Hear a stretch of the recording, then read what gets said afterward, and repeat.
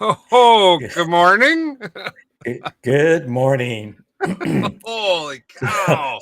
I was laughing because I could always tell, we have a little bit of a delay for what is out on the live stream. And when I see Mark put the roar and the lion up there, I know where that video is at. Good old Mark for letting me understand where we're at on the live stream. So, how Yeah. are you, Chris? Well, I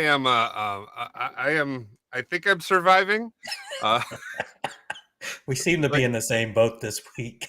53 seconds on the countdown with everything going. My computer that I'm on right here crashed and I had to restart it. So I literally just showed back up um, in time to hear the roar come back in on the microphones. I'm like, well, that is as close as you possibly can to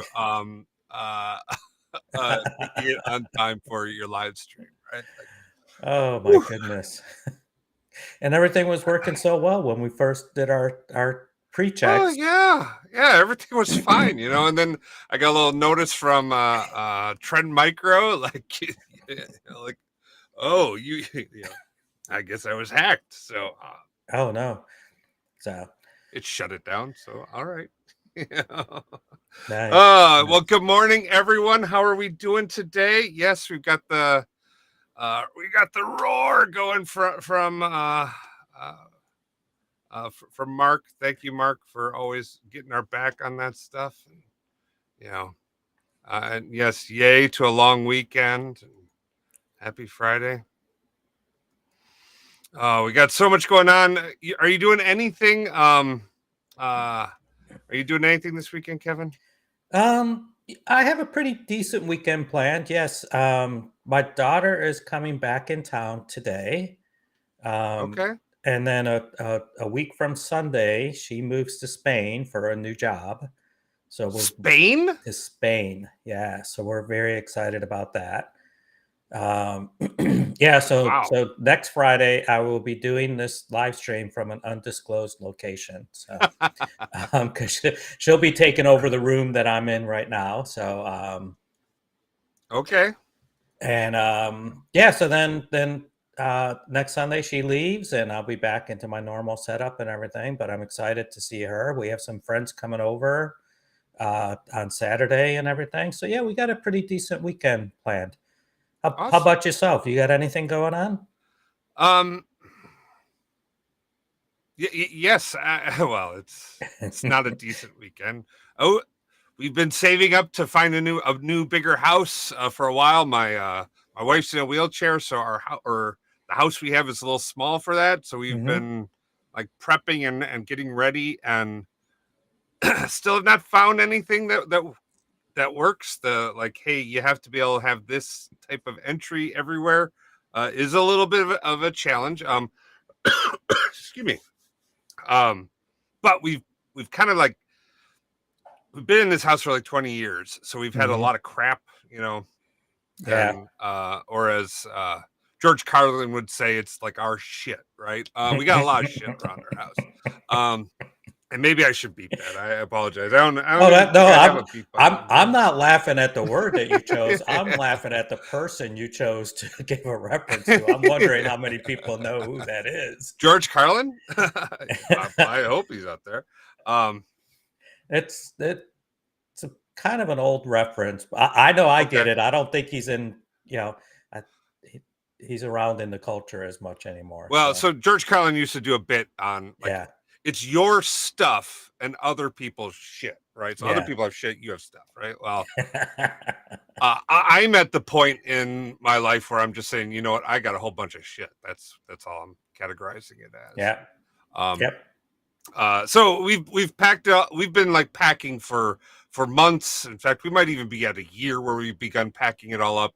And so we've got all these like, and I've been very insistent upon this because I know this is going to take a while. Is like these hard plastic cases that are like clear, so you can see through them Hmm. and Hmm. understand what's in them. Yeah, they're great. Because nobody would go do that. Um, and so we got a pod delivered Wednesday, and so I'm going to be loading that stuff up into the pod so we can clear out the house and make it more showable.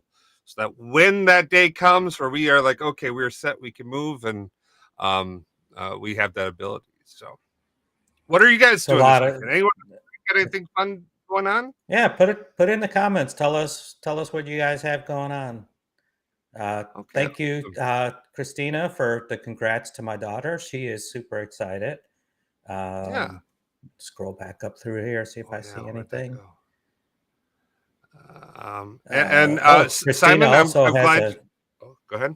Go ahead. I was saying Christina also has to work on Monday because she got to work with some UK people. What does Simon Oh. have to say? Simon, if you didn't check out my user group, Simon mentioned that I did a user group for the UK Fabric user group yesterday. Um, do check that out. We went through and we did like how you can create your own like AdventureWorks uh, lake house, and went through data flows and how you can convert a Gen 1 data flow to Gen 2 and do all that stuff. So it's pretty good. So, um, yeah, Nice. awesome. Well, I see our favorite third wheel on this live stream. Mark, he says he's camping this Yeah. weekend, Hey, so Mark. he's Good to always see you. out doing nice things. Out, he's in the northwest, and he's always outdoors. So it's Yeah. great. Yeah. Yeah. And we got Powell here. So hey, Powell, thanks so much Oh, for chiming in and for joining us today. I think he's joining us more ways than one, isn't he? yeah, he is. In fact, this is a great transition to. Um, is this coming through? Oh no, you're not coming through. Come Uh-oh. on now. On my screen, I only see it as a black box. Yeah. All right. We'll turn that off and we'll come back in Do you need me again. to stop and reshare? Maybe. I'm Yeah. gonna Well. try that. Oh, there it comes. There There it it is. There it is. is. There it is. This is Powell's blog. Well done, sir. Yeah, so this is great. I love that he puts this together monthly. That he had some time off, right? He's got this great shot of Poland, which is at the beginning of his blog. So hopefully he got some relaxation in. He even says he had no laptop, no calls for a while. So good for you. But what is even better for us is the content that he puts together about Fabric and Power BI. And there's some things on here that I've seen them come through on different posts on LinkedIn, on Twitter, a little bit on Blue Sky. I am testing out Blue Sky for those that have made it over there. It's kind of nice. So just kind of prepping to see what's going to happen as things go on. But um, yeah, keep up with all of this stuff. Let's kind of run through a little bit here on some of the things that we see for the updates here that happened over this last month. So, Paul, I got to say, what I saw this morning, um, number one, down at the bottom of the article, he calls out this live stream. So, thank you. We really appreciate that. And so I woke up with a bunch of alerts up on LinkedIn. So I knew something was posted with me and that this is great. And again, it just kind of is going to help us with this content today because we have some things prepped, but we saw this and said, hey, let's switch over to this and make sure we bring up these new items. So, Yeah. yeah, Well, go ahead. I think you we were kind of talking earlier because and this good. Well, we'll transition in a little bit, but the one like file explorer update is quite nice, especially for us consultants who are Mhm. working with many different companies, or heck, even if you're just working with your own personal tenant, which you should all have your own personal tenant, right? That Yes. allows you to context switch between the different tenants, really, right? So how's that Yes. work for you, Kevin? Yeah, this version, this newer version is working out so much better for me. I love it now. Um, so basically, it's an add-on that goes into your file explorer, and so you see your one lake as another folder path, whatever you want to call it, in there, and then you could just right-click on it and ask it to sync back up in whatever account you're currently or tenant you're currently connected to. It'll sync. You'll start seeing files back up there. I've used it to move files up. Used it to grab some. I'm currently writing out a solution where I'm saving some JSON and CSV files into the file area. Grab those to kind of look at them and to see what I need to be doing with it. It's super easy. But then I'm doing that for a client. And if I want to do something back on my own tenant, or like you said, I keep my own personal development tenant as well. Within your Windows task area, there's an icon for it. You bring that up, you say you want to switch accounts, log into that other tenant, which is what you couldn't do before, right? So it was whichever first one you connected to was the one that you had to keep looking at. Now we could switch back and forth, like you said, for consultants or companies running multiple tenants. It's a lifesaver. So it is great. Yeah, and Enterprise AR is asking, are you running these tenants on separate computers, i.e. personal training learning computer, or a separate computer for client work? I use one computer, right? So as a consultant, I tend to provide my own equipment. I do run across some companies that they want to provide hardware to the consultants, or if you want to call it contractors at that point, right? Depending on what type of work you're doing for them. But some companies don't want to do that. They will be just fine giving you kind of a VPN access or a secured access into their environment. And then some of the really small ones that I deal with just, are like, hey, we give you an account and you can do it just fine. I then run profiles in Edge, basically save my life. I use profiles anytime I get a new client or I set up a new tenant or whatever. I set up a new profile immediately, so that I have everything kind of isolated and separated there. But then tools like this, like OneLake, that have to run as pretty much a service, I would imagine it's got something in the background doing that. Then it has to sign in multiple times, and but I do it all on one computer. What have you seen with your company, Chris? You guys are a little bit bigger. What do your clients kind of require you to do sometimes to keep isolation? No, you're spot on. It goes from, well, so number one, we have to have like these super secure laptops with carbon black running and all this other crap on them to ensure that the laptops are uber secure. So any engagements we have with clients who don't have the resources for all of that other stuff, we can maintain whatever security level thing that's out there for tax and audit and government type engagements and work. So our laptops are compliant on that level, which kind of sucks, I gotta tell you. Just because it's that security software is no joke. It takes a lot to like keep that up to date, and it's a thing, right? But it's fine. So we're good there, but we also see people with like, okay, hey, please do all work on our VMs. We can't connect anything on our laptop to clients that will ship us laptops, and then we have laptops for the engagement. I've got one guy who's sitting on 7 laptops right now, and his office setup is crazy.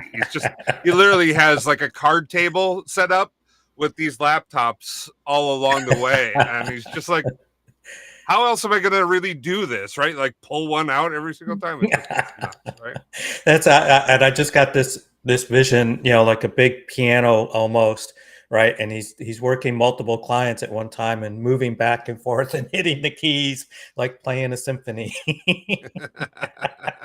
That's kind of what it's got to be like some days for him and stuff, right? That's funny. Yeah, but it is kind of what it is. But you are spot on though, having those profiles in. And are you able to show that on your laptop, Kevin?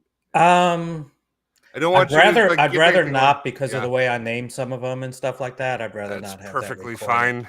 And the laptop I have that's set up for that, or my computer that's set up for that, is still struggling to reboot 15 minutes later. So I don't know what the heck's going on. That we'll sort that out after the live stream. So, but it is really easy to create profiles inside of Edge so that you can switch between these different companies, and then all of the links that you have for those, those different tenants or those different companies are kept separate and private. And frankly, I like that even for like my own personal stuff, right? So I've got my personal like bills and accounts I pay or like websites I like to go to, right, on one profile, and then I've got a completely separate profile that I use for all of my like business stuff. Now, I haven't separated out all my Kratos BI stuff into two separate profiles. Should probably do that too, but it just haven't done that to this point. So, good. Yeah, hang on. Let me block a couple of these ones out. Okay. And well, while you're doing that, just as a reminder, I think we're doing pretty good. We are following the Guy and Q rules. Rule number 1: please prefix any questions with a Q. We'll queue those up and we'll get to them. As always, please don't spam questions. All it takes is one time for you to put it in the queue. It'll get queued up and we will get to it. I do kind of monitor the flow of things, and Kevin and I, believe it or not, we talk. So I kind of know the what we're going to be talking about over the course of the live stream. So if you're asking a question that we're going to be addressing later, I will hold off on asking that question until the appropriate time. So just be aware that if it's not answered right away, it is coming. All right. Yeah, and Steen is calling this out. Like every time I move, I set up a new profile and email, so all things for the new location go to that email. mm-hmm. Spot on. That is a great call out. Another thing I like to do is now I run my own exchange tenant, so I could set my own like however many email addresses I have. I'm a big fan of like my initials, especially if you're signing up for things. Setting up an email account that forwards to my main email account. But if I sign up for something, like it's my initials and like Walmart at blah blah blah. Yeah. But whoever I get spam from, I know like Walmart is the source of who sold that stuff over to them. Because I do that too, and my family laughs at me about that because I'll do that. Like I'll sign up with Walmart at my final part, and everything gets forwarded to me. Yep. And I go, I'll even tell the company as I'm signing up, I'll give it to them that way, and they're like, "Really?" I'm like, "Yeah, that way when you sell my information, I know you did it." Oh, we don't sell it. I go, "That's how I know you did it and lied about your agreement." So. Yep. But so this is definitely a long weekend live cast. Yes. So all right. Go ahead and put this back up. So what I did is it's fuzzy. Is it fuzzy? Is it getting better? There we go. Yep. Okay. So I blocked out some of the profiles I just didn't want to show. But when I hit my my switcher, right, this is what comes up for me. So you can see I have my my Microsoft Dev account, right, is a profile. My Expert Analytics, my company one, is a profile. With the user group I run, there's a Microsoft community that they give us access to a Teams area and everything. So I have a profile for that. There was a couple different things for what we get on with the MVP program. So so I have those. On the ones where I could actually set the icon and everything, or the avatar, I change it out so I could, like, since this was MVP, I picked Ninja, right? To kind of say, hey, make sure I keep this secret. Yeah. And you see, I think I've demoed this a couple of times. I use multiple accounts, even on my dev account, in order to test different things out. So I have one for the other accounts that I use, and then these ones that are fully blacked out are ones that I've had set up that I have to use this machine for clients. So did you see they at some point in time, I don't know when, but it's within the last 3 years. So it could have been in June or July, or sometime previous to this. But the last time I remember sending off a nasty email over to Microsoft saying, "Hey, we need this feature," was 3 years ago. But you can now, in the Power BI service, explicitly mimic an ID so you could see what the Power BI looks like. So no longer do you have to have like test IDs that you go in to look at to understand what row level security looks like for someone. You could just go in and assume that level of access. You could just go in and say, "Hey, make me look like, I don't know, Reba Yeah, McEntire." And for RLS testing. yeah, for RLS testing. Yes, Oh, yes. So yeah, I've seen that up in the service because I've used that kind of in Excel before, where you could fake out mm-hmm. who the person is. I've used it in like DAC Studio and stuff like that. That started making it easier. But yeah, up you do have to have a report connected to it. So if you just do the full separation of a data set and reports, and you don't have a report in that workspace, then that's not going to work for you, right? So it doesn't span workspaces, but a lot of places, a lot of ones that we do, will keep a default report out there just for that. When Yeah. I have a workspace that is only dedicated to data sets, I tend not to keep the report out with it. But for row level security, then at least in our lower level ones, we'll keep it out there, type of thing. Yeah. And I then mean, yeah, you're right. Then you could come up there and say, make it act like this role or this person, and be able to start seeing the data that those. You have to be admin level in order for that to work, right? okay. Yeah. So it That's can't just. good. At least we could get that. Yeah. Because at one point in time, I had built out a mechanism because we had like 9 different roles in a model, and each one had different dynamic row level security. Hmm. Um, and for like a help desk, and so like a help desk person could come in with, and they knew how to like log in as an ID. But like we built an app so that the help desk person would go in and say, okay, I'm going to be taking on ID whatever, test ID 5, uh, assign test ID RLS to such and such user. They'd hit run. That would that information would be dynamically added into the RLS table. Like they'd hit run, that would load Hmm. into the model, and then process the security table and recalc, and then Hmm. it would pull up a window that was impersonating that person, and that worked out. I mean, that worked, and I guess if it has to be admin, that's what you'd still have to do today to give help desk support there. But Hmm. at least as an admin, they can email you and say, "Hey, give me access to this," and you could, or what does this look like? You could test it there, so that's better. Yeah, that's interesting. Yeah, you took it a whole lot further than I've taken it. So, yeah, I was thinking more of one doing the development time frame and kind of development UAT kind of testing. What some of my other devs have done. I see you Sure. just put Donald's Oh, part up there about using the REST API. yeah. That's interesting. I'm not sure.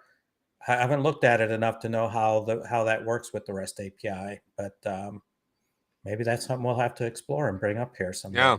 Get totally back into the pop.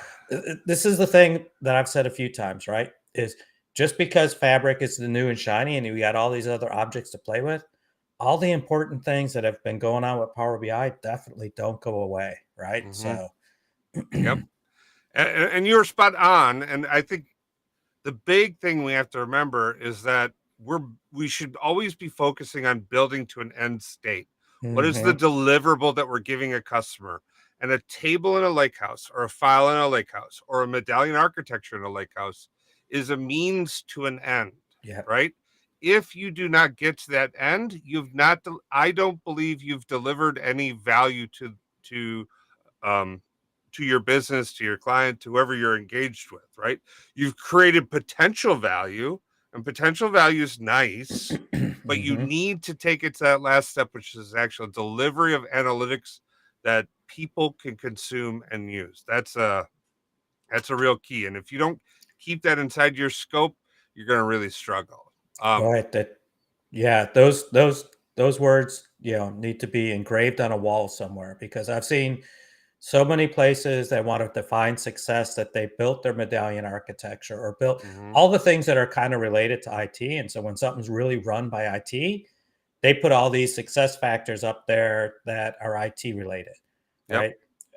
But when you have the business really engaged, and like you said, is they're saying, "Hey, I can answer these questions. I could do this analytics," right? That's forcing you to deliver the last part of it, Yep. which is really where the success needs to be, right? It's that whole iceberg that we see. Yeah, okay, maybe all your milestones and everything are items that are at the tip of the iceberg that's just showing above the surface, and you're stressed about all the big things you need to do down below that. But again, it's below the water for a reason.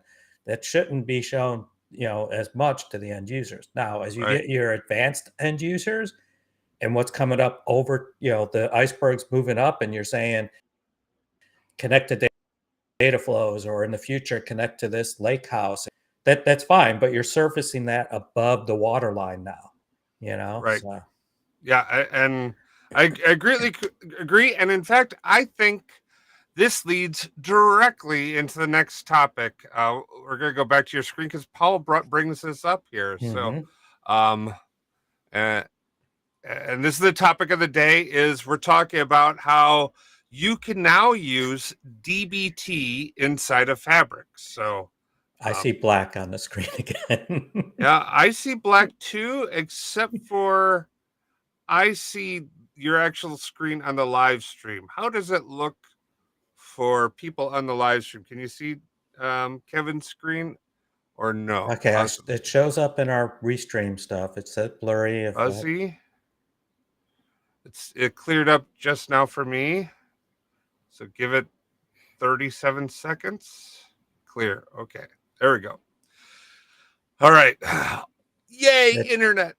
going to give us technical issues today. All right. So thanks for sticking with us, everybody. yes.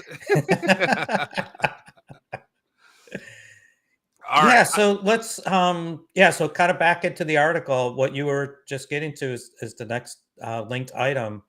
And I caught on to this when it first came announced, because this is not a tool I know a whole lot about, but I said, hey, I'm going to look into it a little bit this week. So the DBT support.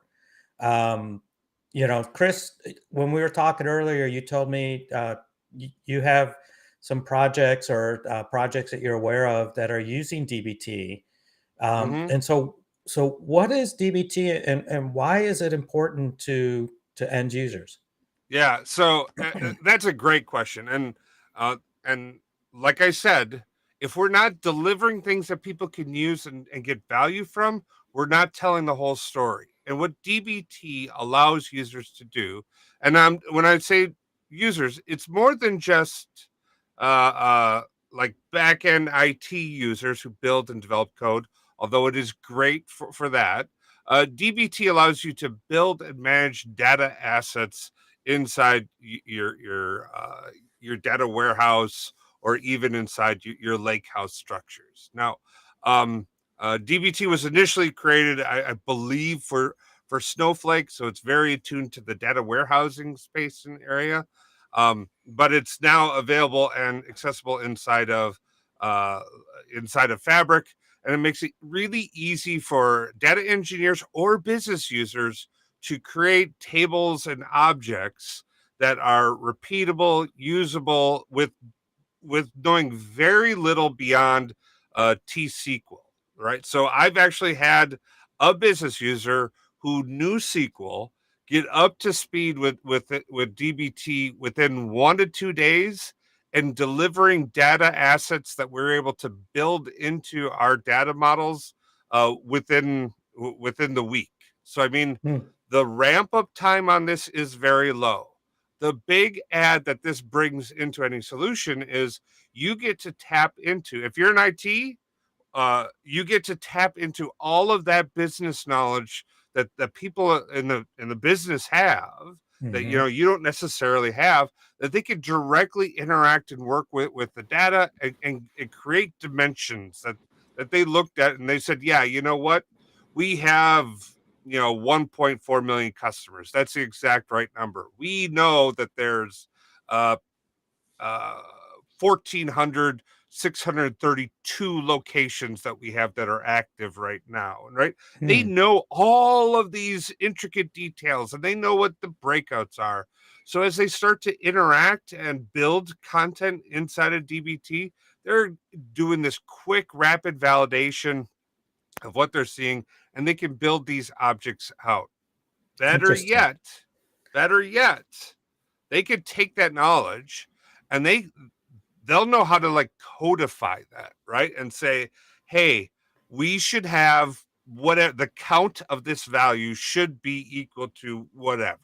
And DBT has this great validation repository in there. So as you roll the code out, it will test it before deploying it to make sure that it's valid, and then only then will it do a deployment. Okay. What makes that really good is because they're basic T-SQL statements. They live in a folder, so it's a T-SQL statement goes in a folder. You create your repository of data validation scripts, and then when you do regression testing, it comes along and it can test all of those back scripts. So if you're doing a deployment today, you're not accidentally breaking something you rolled out 6 months ago. And you'll see that in your like dev, test, and production workspaces, so that the code that rolls out can still be evolved really quickly, yet can make it so it's really easy for you to make those changes and build and develop. So I love it. It's great. That's great. So, in sticking with the old comedians theme today, Mm-hmm. Donald just put out there, they live in a folder down by the river. I don't know if anybody gets the old comedian reference there. So,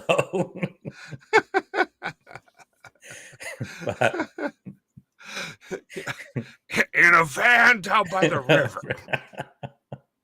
So, yeah, so that's great. And Donald, thanks for putting the links out there. Yeah. Greg was kind of talking about the price increases, I guess, that have been happening with DBT. So there is a cost factor to this.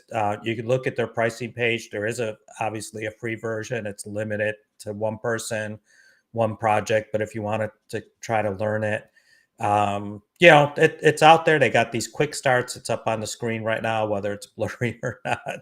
We're hearing that still. Sorry about that. We seem to be having issues today. Like Chris was saying, his machine rebooted just beforehand, so maybe not everything recovered. So I think you really answered, because the question that I had, and I'm going to see if maybe I could paraphrase it back out again, is you bring in these business users, right? And a lot of times the business users, the first thing is, well, I'm not all that technical, right? Or maybe you try to find the business user that is a little bit more technical. And maybe as you're looking for the right person to come onto your project, from the business side, it's going to be that person that has a basic understanding of SQL, which is not out of the realms for a lot of business users these days, right? A lot of them have moved into understanding enough SQL or able to learn it and everything. Is that the right level of person from the business that you're looking to Yeah. bring in, or do you really need to get them more technical, and will that push them away? No. That's exactly right. Is it just needs to be someone who understands SQL, and SQL's been around literally for my entire life. I was born in 1974. SQL was born in 1974. Like, it's been around forever. That's the only reason I can remember that date. At least it's been around forever from my perspective. But there's so many people that know SQL. So many people who are used to running SQL, dumping it into Excel, and then doing something with it. Well, now DBT allows you to just run that SQL inside DBT, and then you just know what's going on. And the huge other big benefit of this is, oh, I forgot. DBT it automatically generates a graph flowchart of what script should create what items based upon the logical dependencies inside of the script. So if your SQL statement is this long, drawn out, complex, horrible thing with, thousands of lines of code, which, like literally exists. Like, I've had to like deal with like oh crap, we've broken the 8,000 record or character limit that a lot of SQL editors allow for. How do we address that? It will know all of the tables inside of that script and know all of the dependencies you have in generating that file. And it'll know like what to wait on, and it'll dynamically adjust and shift so that, as things change upstream, it'll just change when your script runs. So no longer are you trying to manage dependencies or saying, hey, you know what? Run this every hour because I got no idea when all of the tables are going to be necessary for me to run off of. It's fantastic. That's interesting. So a metadata approach to documentation. So yeah, when I read over some of the early type of things, sorry, documentation was one of the big things. So yeah, if it's taken, I love a metadata approach to documentation, right? The Data Gods tool for the data dictionary from a data set, right, is a metadata driven documentation. I use that everywhere. I love that tool. If you guys are familiar with it, look back on Chris's page. There was a bunch of us that Chris kind of took it to the final edge, right, or the final delivery. But there was contributions from a lot of the community of getting that out there. So it's great. So let's hang on. I got to cough one more time. No problem. And you can download that from KurosBI.com. Yep. You can run that on any tabular model. And if you have an enterprise model that's out there, all you need to have is an XMLA endpoint in order to run that. So you should definitely be doing that. All right. So if you want to start getting into a little bit better understanding of DBT, and you could now use it in Fabric, which is what was announced in that post, right? So we got set up DBT for Fabric Data Warehouse. And when we were talking earlier, Chris, you were kind of wondering like, well, why wouldn't it have just worked kind of out of the box, right? Out there. And I even still have it highlighted. So what are some of the prerequisites here is you have to install Python. You have to have the ODBC driver. Sorry, I don't know why my voice is so bad. The ODBC driver. And then you have to have this DBT Fabric adapter installed using the install DBT Fabric command, right, that I have highlighted here. So I think that's the secret sauce, right? When you look at the code, and I'll bring the code up here in just a little bit, but the code that's in there, it's just gearing up for the long weekend. Yeah, thanks, Christina. It is, or it has something to do with going out last night talking to people. So won't get into that. But the other thing is from the Microsoft side, right? You could get it for Fabric, you could get it for Synapse. So if you're planning a project and you're doing it in Synapse and you want to prepare to move to Fabric, maybe DBT is going to be good for you, right? To kind of do that. Now it is going to be Synapse dedicated pools, right, which are a little bit more expensive and everything, but still, you're able to go ahead and use it. And as you saw on the other screen, if you're trying out multiple pieces of software, right, because hey, Microsoft has great things, but maybe for your shop, something else should be looked at. You could maybe use DBT to set up a project to test. And I think we see this from him a whole lot, right? Is he sets up something with DBT, and then that's how he quickly deploys it to multiple environments to do a lot of his testing and everything really quickly. So evaluating other softwares and everything, have at it. Okay, so going through this tutorial, I went through this the other day, and I'm going to go ahead and just jump over. Hopefully, things will show nicely. But into Visual Studio Code.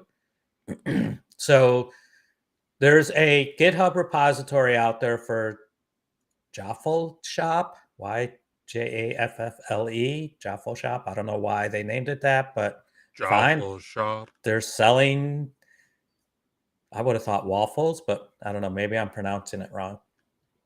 So when you download, I added a couple new folders up here, but everything from maybe these DBT packages down, right, is what's going to come from there. And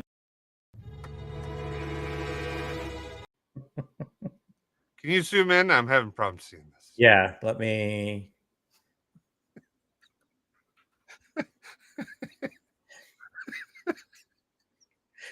What did we do now? Sorry. I feel like I missed something. I saw the video playing. Tina said people can be rough. People think can be. Oh, I see it now. It's definitely a Friday, a long weekend. Yeah. Oh, so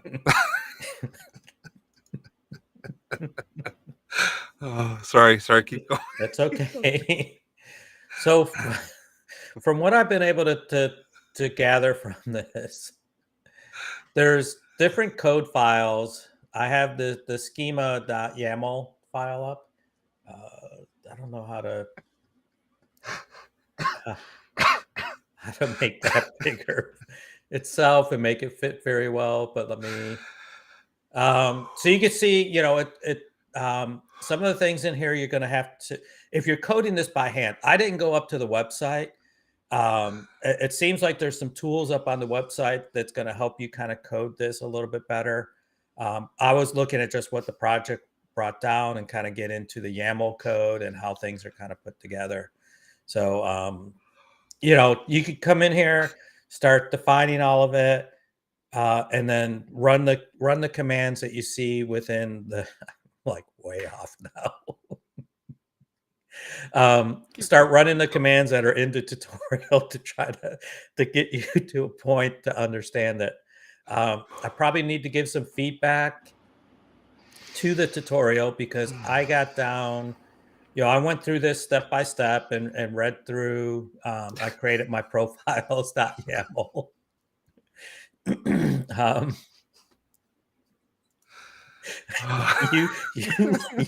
You laughing coming through my headphones. This is great. I love it. But anyways, I went through step by step.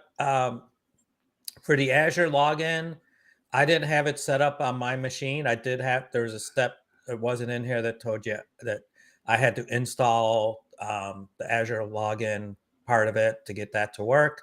So I did just a Bing search or whatever search and got that installed. Went through my DBT debug, got these nice messages. And then I got down here, I think I did the seed. And then when I did test, my test just didn't run correctly. I kept getting errors. And then I found another command called DBT run. And when I did the DBT run, it actually put the objects out there and then DBT test ran. So I may have to give some feedback on this, that for me, things just didn't work flawlessly. Oh, okay. So then DBT run was step 9. I had to run it before step 8. I had to run these in the reverse order for whatever reason. And then as the article wraps up, as we kind of talked about going between different warehouses, being able to test different tools, right? So you just got to have those other adapters. And then you could get deeper into what's up on the DBT website, using it as those type of projects. But this was just intended to kind of help get us started by looking at it, of how it connects within Fabric. All right. I made it through that part of it.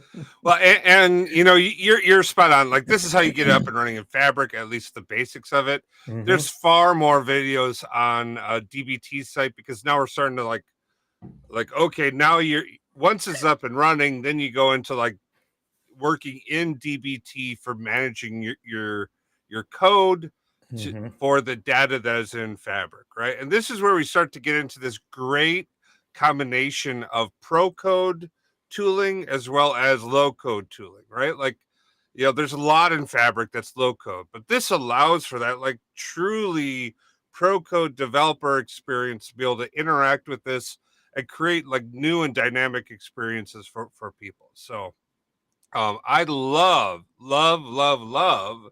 that, because DBT is designed to be like, I mean, you like the free version. I think that's what they kind of neutered. But the free version was something you had to like install and maintain. The idea was that you were going to this cloud first deployment where you were uh, setting that up so that you're running it through a cloud service, and basically you were just doing your code management out inside the service. So um, becomes this incredible way to be able to like run and manage your data assets Mm-hmm. through Git repositories, through like, auditable, control processes, with a tooling that is, well, it's all code first.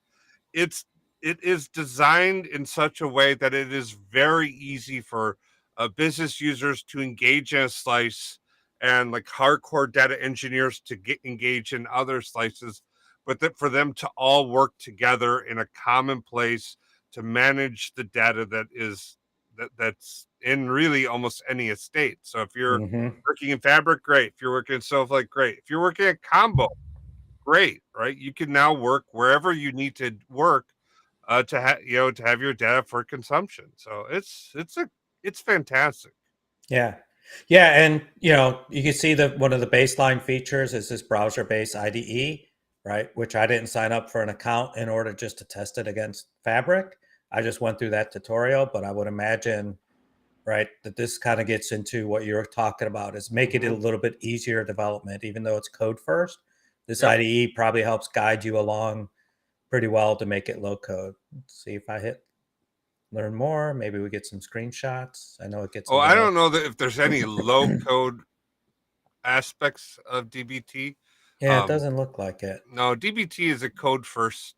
Yeah. Um, at least everything I've seen, it's code first. But that's not a bad thing. Hmm.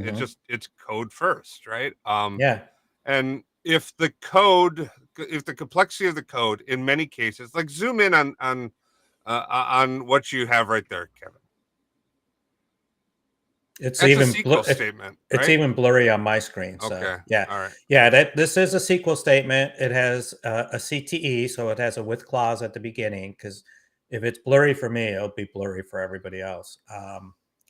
And then it's got the select statement. But what it seems to have down below is the lineage of everything that it's coming from um, over here, which is extremely hard to read. But this is great to kind of see this type of lineage and everything. So yeah, because I could kind of tell there's uh, from source host here, and source host is this light blue box, this one light blue box over here, which then seems to be going to dim host clean, which is going to dim listings with host. And so it's taken you all the way through where everything came from. So this is awesome. And Sorry having about that. that visual guide to be able to see like where things are is Hmm. super helpful. Like that, okay, there's four things right there, right? But we know that when you get into your data estate, there's hundreds, if not thousands, of elements. And Hmm. people go, well, why the heck does it take 8 hours to load our data warehouse? Well, that has always been a really difficult thing to figure out. Where were your pain points? What are the biggest like bottlenecks that are going on inside your system? That graph that DBT generates is an amazing resource for you to see, like pull that up and go, oh, Hmm. right there is a huge bottleneck. Look, Right. this one table, everything is now dependent upon this one focus hotspot. And this focus hotspot is dependent upon this other table that doesn't come in until like 7 hours into our load. Well, Right. okay, that's our issue, right? Like, how do we either bring that table in earlier or decouple that from a dependency and just do those loads later without that piece of information, right? Yep. It's amazing.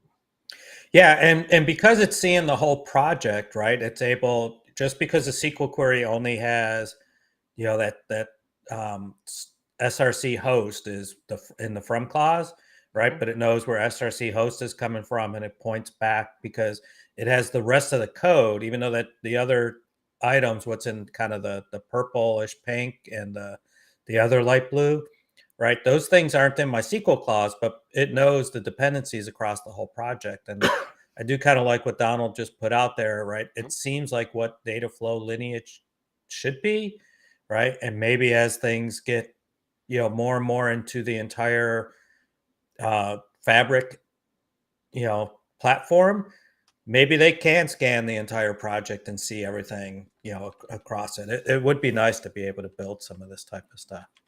So I don't know which came first in that situation. I think, when was DBT created? What stupid search? Oh, well, okay. It was developed in the 80s. I had no idea. Oh, wow. I thought it was new. So, because I was going to say, I think that the data flow lineage came out before that, but if DBT's been around for since the 80s, then the answer is no. But I who think, knows how long since that they've had the lineage type of thing. But man, right. I didn't realize. I mean, sadly to say, I've been doing this type of stuff from the 80s. I don't remember hearing about DBT before. So I've only heard about DBT in the last year. So I thought it was 3 years old. So maybe Bing Chat is failing me or hallucinating over something. I don't know. Well, I could tell you from the psychology world, there is a different DBT. So you may want to make sure you're looking at the technical. That is what I'm looking at here. Yeah. Yeah. Okay. My wife has studied that and everything. That's how I know that. All but right. yeah, there's the 2016. It's a treatment. Yeah. So, and I don't know how long it's had the lineage view either. So that's a good point. That's not a definitive thing. So, but Simon has asked a good question here about talking about business users with some SQL knowledge building their own tables. Would Fabric Visual Queries not be the ideal place for business users to design their own tables? Great question, Simon. And I would like to go into this. So I think that this is going to be a good place for that low code. I don't know SQL to be able to begin to develop stuff, or I know a little bit of SQL because it's visual based, right? You're bringing these together, you're dragging and dropping. Think of like the old Access or the old like query builder in Excel type of experience. I think it's a good way for users to get introduced to query concepts, and it's going to be a great place for that. I'm not sure that is where I would want my people actually writing queries. If I had someone who's going to write an 8,000 line query, I wouldn't be in the visual query generator. I think the queries that exist inside of both Lakehouse as well as inside of the data warehouse, where you could like put them in folders and share them around. I think that's a much better solution. On the purely Fabric side. But I think DBT has a great offering inside this space as it stands.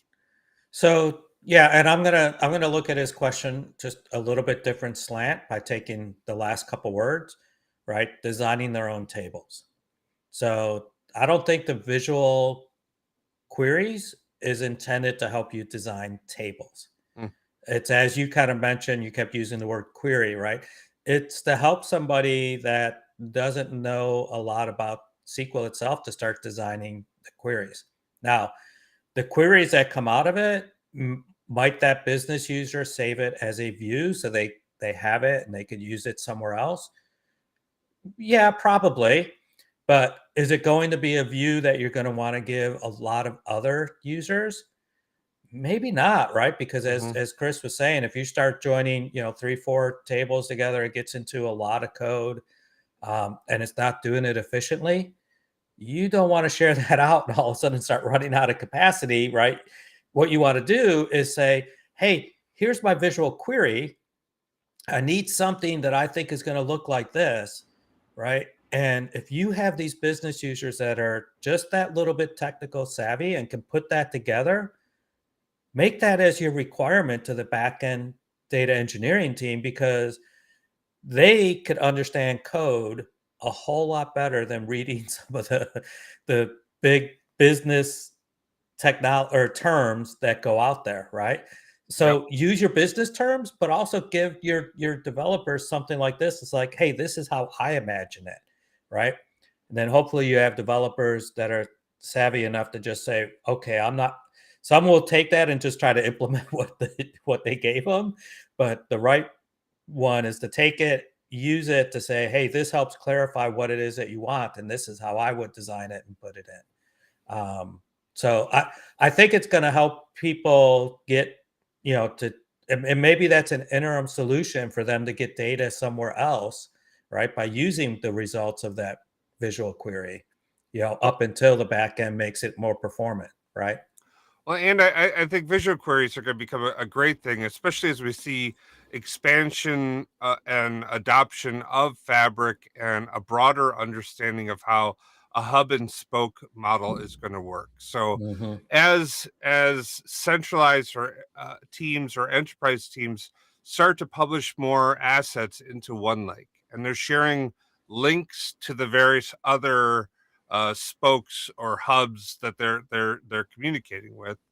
Um, those hubs or those spokes, those teams that are engaging with that with that information or using it are going to create those visual queries for Mm-hmm. them to explore it, for that that team of like 3 to people who kind of know something about data, but like it's not what they spend their day job. It's not their day job, right? Like they spend a little time every month on it, but they always have to like what, how did that work again? They've got a checklist they go through every time they do it, right? Mm-hmm. I think that's where like the visual queries and all those low code capabilities become much more effective. Whereas conversely, DBT I think really speaks to a lot of enterprise engineers and architects who are looking at how do we manage code broadly across our company so that Mm-hmm. we're not like spewing it out all over the place, and that we create policies and practices so we can manage the code centrally, so we have line of sight into it, so we can do audits, we can make sure that it's all kept up to date, but that we don't stifle or stop any of the business users who need to be able to create and manage content, right? So Mm-hmm. it's a great resource for that stuff. So. Yep. Well, it looks like I think we're coming up on time. This has been a great episode. Obviously, a fun one.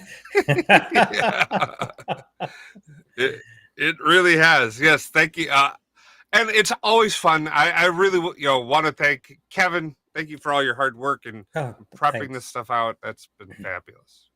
Well, thanks, Chris. I mean, yeah, it's definitely a team effort. That we were talking about how it all keeps coming together. So we'll just keep doing it, and Oh, I that's like it. So, yeah, and and thanks for the listeners and the questions. Please keep sending us questions. yep.